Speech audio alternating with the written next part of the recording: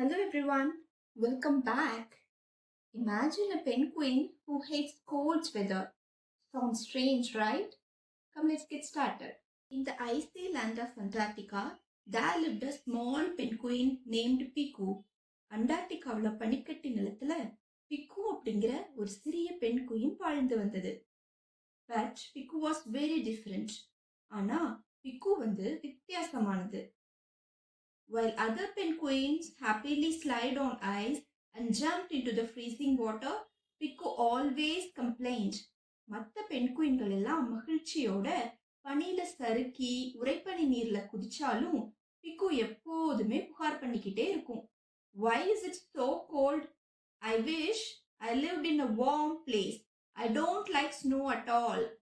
ஏன் இவ்வளவு குளிரா இருக்கு? நான் ஒரு சூடான இடத்துல வாழ்ந்திருக்கணும்னு ஆசைப்படுறேன். Friends laughed. Piku, we are penguins. Cold is our life. அவனோட நண்பர்கள்லாம் சிரிச்சாங்க. பிக்கு, நாம் பெண்குயின்கள். குளிர் தான் நம்ம வாழ்க்கை. Every night, Piku looked at the sky and imagined. ஒவ்வொரு நாள் இரவும் பிக்கு வானத்தை பார்த்து கற்பனை செஞ்சுக்கிட்டே இருப்பான். Morning sunshine, green trees, warm sand, bright blue sea. காலை சூரிய ஒளி, பச்சை மரங்கள், சூடான மணல், பிரகாசமான நீலக்கடல். How nice it will be, he thought. எவ்வளவு நல்லா இருக்கும் அப்படின்னு அவன் நினைச்சான். One day he saw a large ship near the ice.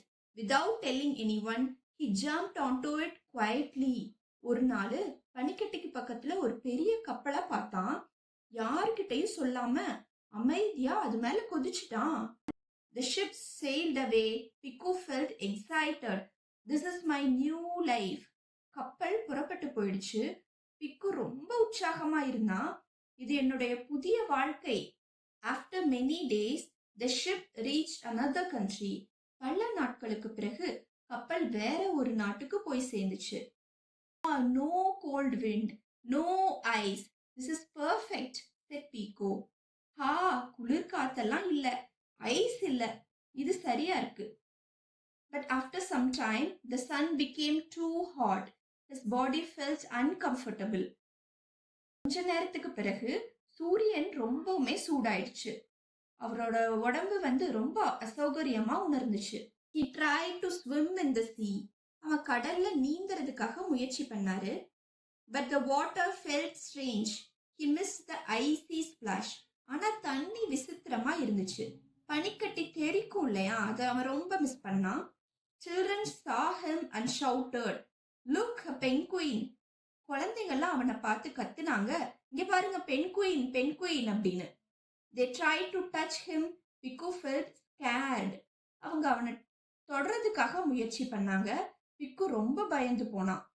At night, Piku sat near the shore. Night பிக்கு கரைக்கு அருகில உட்கார்ந்துட்டு இருந்தாரு. He remembered sliding with friends, snowball fights, cold but familiar wind, his mother's warm hug. அவனோட நண்பர்களோட சறுக்கிறது, பனிப்பந்து சண்டைகள், குளிர் ஆனா பழக்கமான காத்து, அவரது தாயோட அன்பான அரவணைப்பு, இது எல்லாமே அவன் ஞாபகப்படுத்தி பார்த்தான். He understood something important. அவருக்கு முக்கியமான ஒண்ணு புரிஞ்சிச்சு. Sometimes we think another place is better, but we forget the beauty of our own home. சில நேரங்கள்ல நம்ம வேற ஒரு இடம் சிறப்பானது அப்படின்னு நினைக்கிறோம். ஆனா நம் சொந்த வீட்டுல இருக்கிற அழக நாம மறந்துடுறோம். Luckily, the same ship was going back to Antarctica. Piku secretly climbed again. அதிர்ஷ்டவசமா அதே கப்பல் அண்டார்டிகாவுக்கு திரும்பி போயிட்டு இருந்துச்சு. பிக்கு மீண்டும் அதுல ரகசியமா ஏறினான். After many days, he saw the white ice again. This time, instead of complaining, he smiled. பல நாட்களுக்கு பிறகு அவன் மறுபடியும் வெள்ளப்பனியே பார்த்தான். இந்த முறை புகார் செய்வதற்கு பதிலாக அவன் சிரிச்சான். Ran towards him. அவனோட நண்பர்கள் அவனை நோக்கி ஓடி வந்தாங்க. Piku, you came back. Piku, நீ திரும்ப வந்துட்டியா? Piku laughed and said, "Yes, and I finally understand the cold is not my enemy, it is my strength."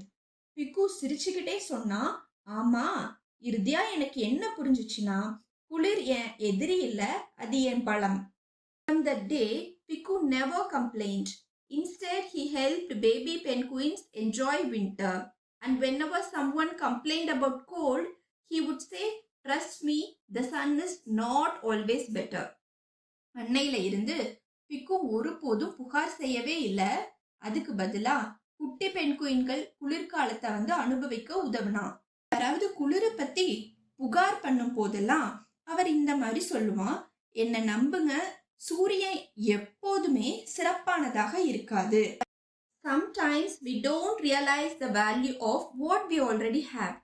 சில நேரங்களில் நம்மிடம் ஏற்கனவே இருப்பவற்றின் மதிப்பை நாம் உணர்வதில்லை. Thank you so much for watching. Please subscribe and hit the bell icon.